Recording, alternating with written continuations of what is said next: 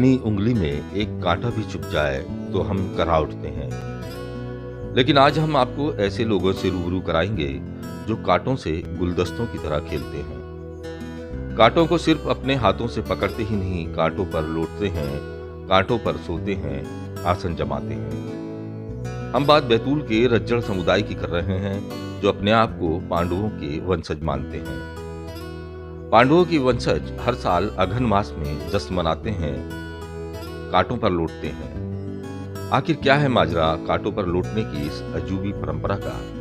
आइए देखते हैं ये खास पेशकश। सिर पर कांटों को ढोते ये लोग ना तो किसी मजदूरी को अंजाम दे रहे हैं और ना ही कांटों की बाढ़ लगाने जा रहे हैं। ये लोग जा रहे हैं कांटों से बने उस बिस्तर को तैयार करने जिस पर इन्हें लेटना है, लौटना है। यही कांटों का बिस्तर इनके लिए सेज है, कांटों से भरा आसन है। तभी तो बेरी के कटीले पेड़ भी इन्हें गुलमोहर लग रहे हैं।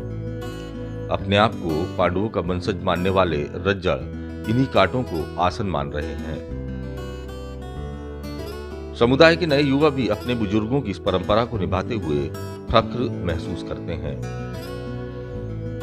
उनकी माने तो कांटे होते तो बहुत नुकीले हैं, लेकिन उन्हें इनके कटीले होने का एहसास ही नहीं होता और ना ही इन पर लौटने से इन्हें कोई तकलीफ होती है।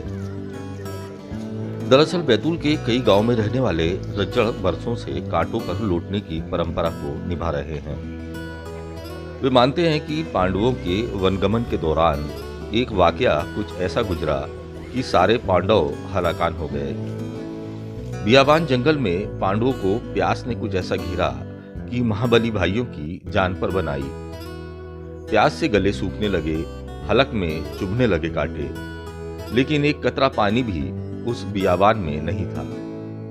पानी की तलाश में भटकते पांडव हलाकान हो चुके थे। ऐसे में उनकी मुलाकात एक नाहल से हो गई।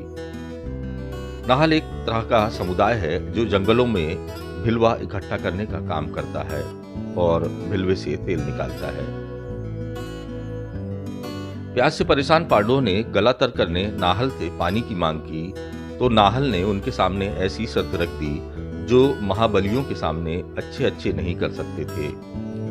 नाहल ने पानी के बदले पांडवों की मुंह बोली बहन, जिसे रज्जड़ भूंदई बाई के नाम से पुकारते हैं, का हाथ मांग लिया।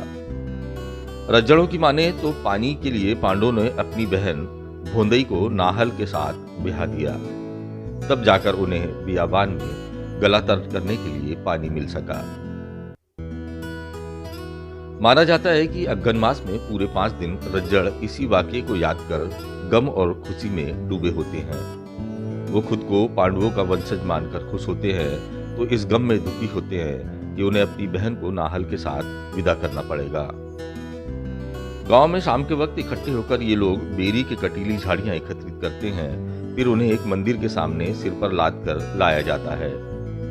यहाँ झाड़ियों को बिस्तर की तरह बिछाया जाता है और फिर उस पर हल्दी के घोल का पानी सींच दिया जाता है।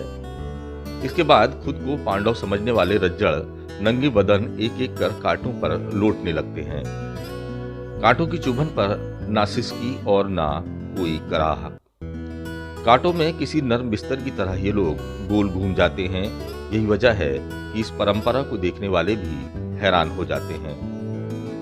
अपनी इस पूरी प्रक्रिया के दौरान रज्जड़ अपने हाथों में महाबली भीम की तरह गदा यानी मूसल रखे होते हैं तो कोई अर्जुन की तरह तीर कमान हाथों में थामे रहता है। कांटों में लेटने के बाद ये लोग एक महिला को भूंदई बाई बनाकर उसे विदा करने की रस्म पूरी करते हैं। इस दौरान बाकायदा दुख जताने के लिए कांटों पर लौटना तो होता ही है, महिलाओं का खास रुदन भी होता है। यहाँ लोग अपनी मनोतियां लेकर भी पहुंचते हैं। कोई संतान सुख चाहता है तो कोई धन और प्रेत बाधा से मुक्ति के लिए यहाँ पहुंचता है। लोग इसे अंधविश्वास तो मानते हैं, लेकिन इसे समाज की परंपरा बताकर आस्था का सम्मान भी करते हैं। इधर आधुनिक युग में इन परंपराओं को मिथक के अलावा कुछ भी नहीं माना जाता। डॉक्टर कांटों पर लेटने की इस परंपरा को जानलेवा और घातक बताते हैं। डॉक्टरों के मुताबिक कांटों की चुभन से त्वचा संबंधी रोग तो होते ही हैं, टिटनेस जैसी जानलेवा बीमारियां भी हो सकती हैं। देखिए, मेडिकल साइंस की दृष्टि से यह बिल्कुल उचित नहीं है। मुख्य रूप से इसमें फंगल और बैक्टीरियल इन्फेक्शन होते हैं। मैं शॉर्ट में बताना चाहूँगा, फंगल इन्फेक्शन जैसे स्पोरोट्राइकोसिस, माइसीटोमा, साइनोवाइटिस, यानी इन बीमारियों में पहले छोटे छोटे स्वेलिंग टाइप की आती है, बाद में घाव बनते हैं, ब्लड का रिसाव उसमें से होने लगता है, मवाद का रिसाव होता है और अल्टीमेटली जानलेवा हो सकता है। बैक्टीरियल इन्फेक्शन की बात करूं तो टिटेनस, आपने बहुत सुनी होगी ये बीमारी। इसमें लॉक्ड जो यानी जबड़ा अकड़ जाता है, गर्दन में स्टिफनेस आ जाती है यानी गर्दन अकड़ जाती है, सांस लेने में दिक्कत होती है और अल्टीमेटली व्यक्ति की मृत्यु हो जाती है। इसी तरह से आर्थराइटिस, जोड़ों की खराबी, और बिना ऑपरेशन के वो ठीक हो नहीं पाती। इसी तरह से अपना सेलुलाइटिस होती है, यानी संबंधित जो भाग है उसमें मवाद पड़ जाता है। यदि वो संक्रमण ब्लड में फैल जाता है तो उसे सेप्टिसीमिया कहते हैं और अल्टीमेटली व्यक्ति की मृत्यु हो जाती है। पुरानी परंपराओं को एक पीढ़ी से दूसरी पीढ़ी तक पहुंचा रहे रज्जड़ों की यह रस्म बैतूल के दर्जनों गांवों में देखने को मिलती है, जहां ये लोग कांटों पर लौटते हैं। कई जगह तो बेरी के नहीं बल्कि बबूल की झाड़ियां इनकी इस रस्म में शामिल होती है। ऐसे में परंपरा के नाम पर खुद को लहूलुहान करना इनका शौक, इनकी खुशी बन गई है। लेकिन अब पुरानी पीढ़ी के अस्त होते सूरज के साथ ये परंपराओं को याद रखने, उन किस्सों को याद रखने वाले कम होते जा रहे हैं।